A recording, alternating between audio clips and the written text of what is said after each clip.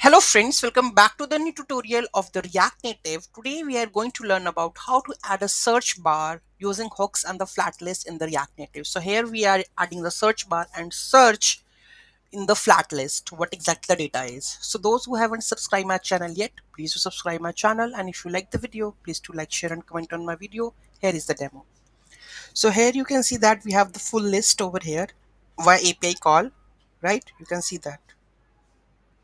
Okay, so let's do any keyword to be searched like verb. So here we have v, this one, this one we are going to search v, v e r o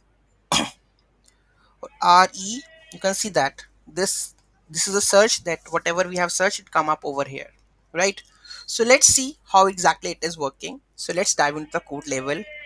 So here we have the React use state and the use effect from the React, text import flat list from the React Native. Then we have a search bar flat list, search query, data list, filter data.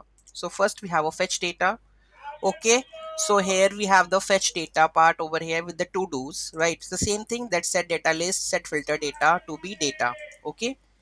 Then we have the handle search, set search query text. So first we check what the text of the query is. Then we are adding the filtration part in the whatever the data set we have.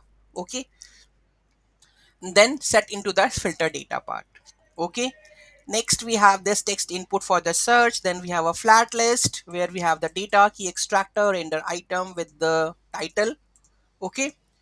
So this is that one, and this is the style sheet.